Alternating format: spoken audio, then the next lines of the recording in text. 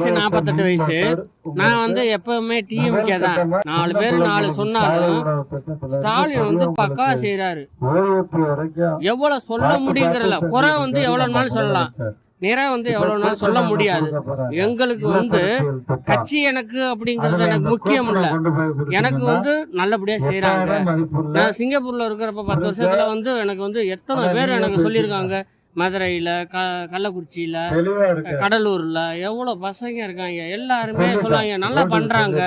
பண்றவங்களுக்கு வந்து அதான் சொல்றேனே, ஒரே ஒரு வார்த்தை, நாளைக்கு வந்து ஒண்ணு செய்யறோம் அப்படின்னா 2 பேர் குறை சொல்லுவாங்க, 2 பேர் நிறை சொல்லுவாங்க. ஆனா எனக்கு பிடிச்சது வந்து திமுக. ஆனா வந்து செய்யறது திமுக தான்.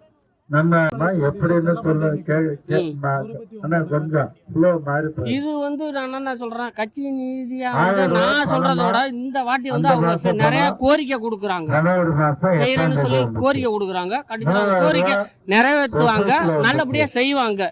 இனி வரலையும் செஞ்சவங்க தான், இனி நல்லா செய்வாங்க.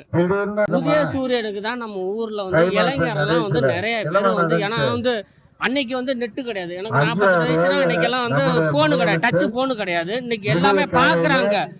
ஒரு காலேஜுக்கு போறோம், ஒரு ஏர்போர்ட்டுக்கு போறோம் அப்படிங்கிறப்ப வந்து படிப்புங்கிறதுக்கு வந்து 1000 ரூபாங்கிறது எனக்கெல்லாம் ஒரு பெரிய விஷயம்.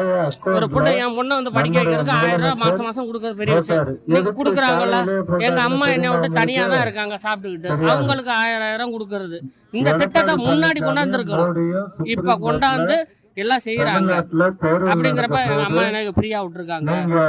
பிள்ளையும் மாமனும் மருமகளும் நல்லா இருக்கட்டும் அப்படிங்கறது மாதிரி என்னை ஃப்ரீயா விட்டுருக்காங்கன்னா அதுக்கு யாருக்கு நன்றி சொல்லணும்? ஸ்டாலினுக்கு தான் சொல்லணும்.